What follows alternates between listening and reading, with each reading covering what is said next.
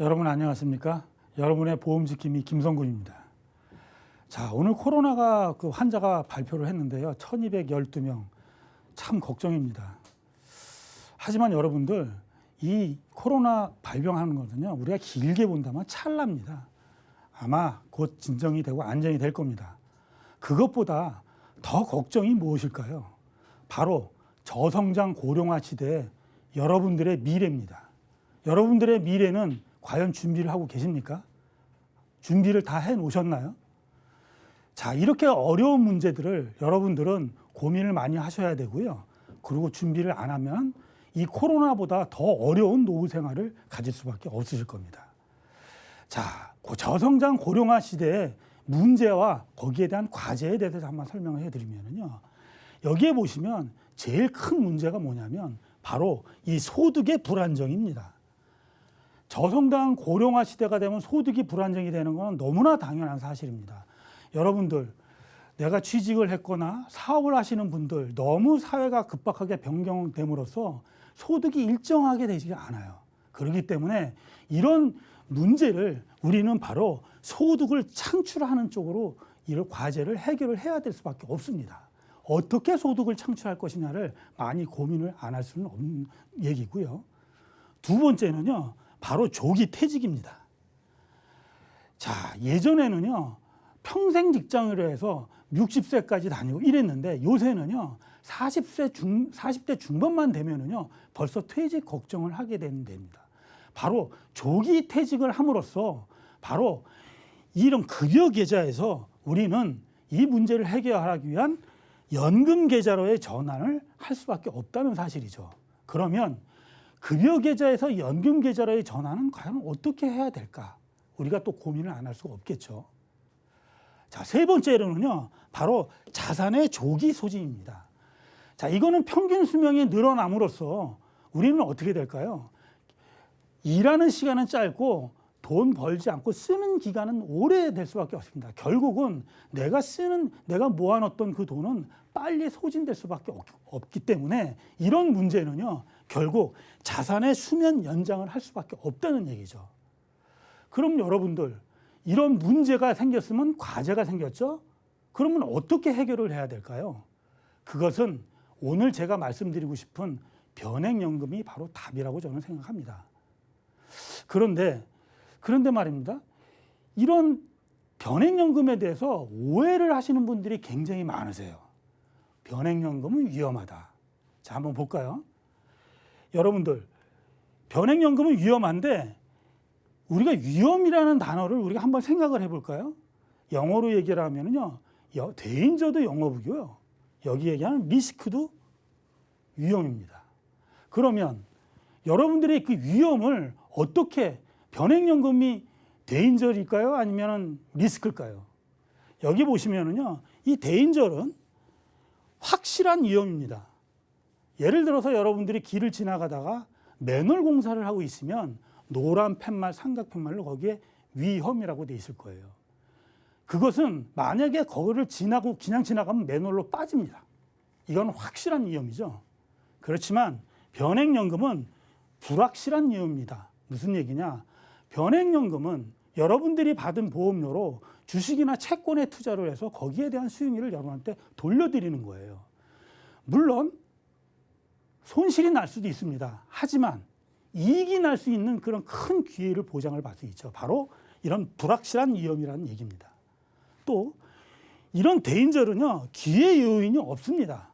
맨홀에 빠지면 끝나는 거예요. 안 빠지면 아무것도 없습니다. 나한테 이득이 없죠. 하지만 변액연금은 바로 이 기회 요인이 있다는 얘기입니다.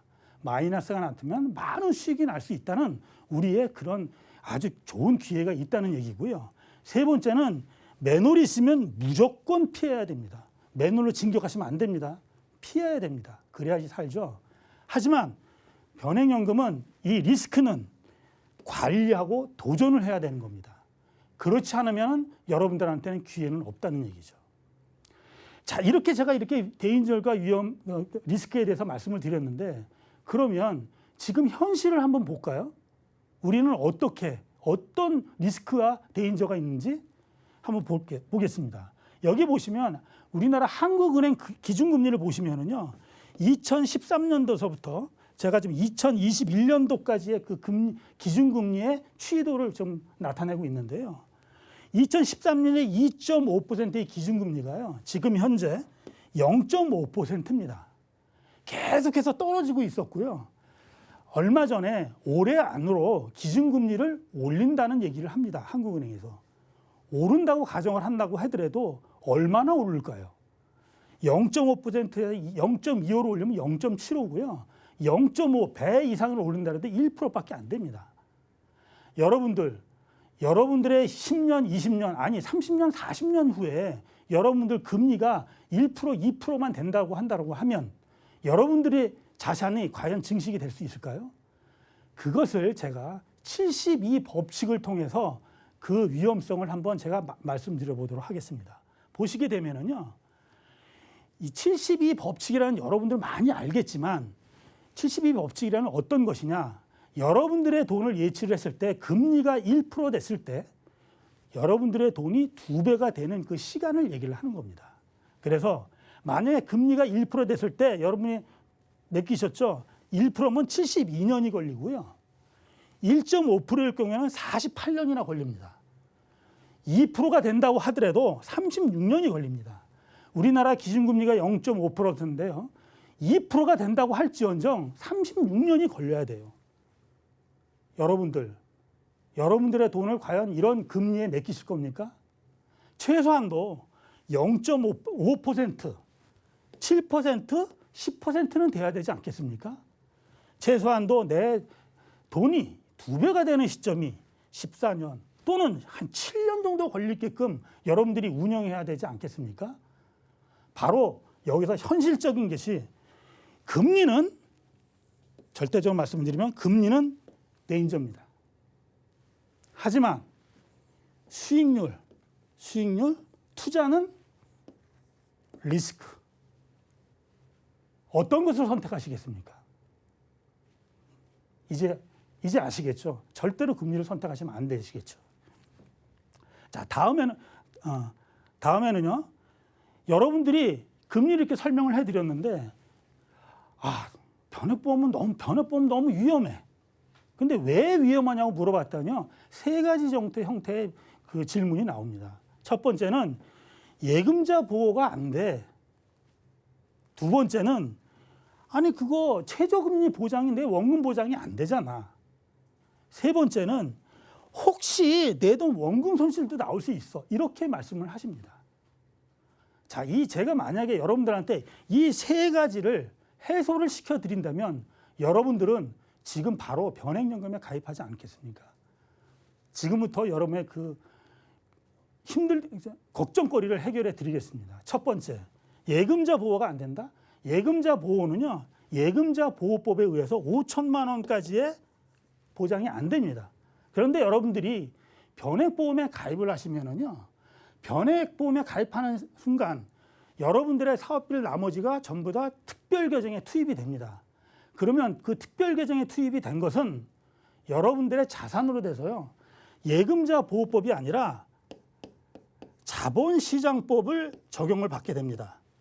자본시장법은요, 여러분들의 특별계정에 들어간 돈은 보험사가 망하든 운용사가 망하든 관계없이 절대로 여러분들의 허락 없이는 처분을 못합니다.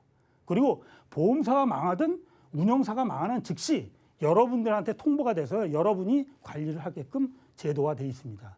그런데요, 자본시장법에 의해서는요, 한도가 없어요. 5천만 원이 아니라 2억이든 3억이든 10억이든 여러분이 납입했던 특별계정에 들어갔던 것은 모두 다 보호가 되는 거기 때문에 절대로 걱정하실 필요가 없다는 얘기입니다. 두 번째는요, 최저금리 보장이 안 된다? 제가 아까 소대에 말씀드렸죠. 최저금리 보장을 받는다고 하는 것은, 금리에 투자한다는 것은 여러분들의 실질 돈은 마이너스가 되기 때문에 이것은 거의 의미가 없다는 얘기죠. 세 번째, 여러분들 투자 손실 가능성이 있다? 자, 이것은 제가 몇 가지 표를 여러분들한테 보여드리면서 해소시키도록 하겠습니다. 자, 우리나라의 변액보험이요, 2000년 초반에 들어왔는데요. 2000년 초반에 들어왔을 때 2003년서부터요, 2013년도까지 10년 동안에 변액보험 그 가입해서 유지했던 계약을 통계적으로 나와 있습니다. 이거는 통계적으로 나와 있는데, 처음에 33,000 계약을 했는데, 처음에는 변액보험이 나왔을 때요, 원금을 보장을 해줬습니다. 혹시 마이너스가 되더라도. 그렇게 하기 위해서 보험사에서 보증비용을 징수를 했어요. 그 보증비용이 징수를 했던 금액이 158억을 징수를 했습니다. 그런데요, 10년이 지나서 그 158억 가운데 마이너스가 돼서 여러분들한테 보증을 해준 금액은 얼마냐? 바로 여기 1,119만 원밖에 안 됩니다. 무려 158억을 징수를 했는데 1,119만 원밖에 안 했으니까 0.075%밖에 안 된다는 이 사실을 여러분 알고 계십니까? 결국은요, 10년 이상 유지를 했을 경우에는 여러분들의 마이너스가 안 된다는 현실적으로 이게 나타나 있고요. 두 번째는요, 여러분들 이게 뭐냐면 코스피 우리나라의 주가 지수입니다. 1980년 100% 시작을 했던 그것이요. 2020년도에 3,031포인트까지 올라왔습니다. 여러분들 오르락 내리락, IMF도 있었고 금융위기가 있었고 여러 가지 있었지만 오르락 내리락하지만 보십시오. 직선으로 그려보면 우상향을 하는 것을 볼 수가 있습니다. 자, 여러분들 우상향, 장기 투자를 하면 결국은 우상향을 하기 때문에 마이너스가 될 필요가 없겠구나 하는 사실을 근본적으로 알 수가 있고요. 세 번째 지표를 한번 보시면은요, 여기가 좀 여러 가지 좀 복잡하게 나와 있는데요. 이 노란색이 코스피 지수고요. 파란색이 강남 아파트입니다. 그다음에 여기 회사채 몇 가지가 있는데요. 2001년서부터 2014년도까지의 수익률을 지금 비교를 해봤는데요. 어떤 해는 코스피가 제일 높았고요. 어떨 때는 강남 아파트가 높을 때도 있습니다. 하지만 2001년부터 2014년, 15년 평균을 내면은요, 누적이요, 평균 코스피는 연 9.8%, 강남 아파트는 5.93%, 그다음에 회사채는 5.1%, 이렇게 코스피가 압도적으로 위에 1등으로 돼 있다는 걸 사실을 알 수가 있습니다.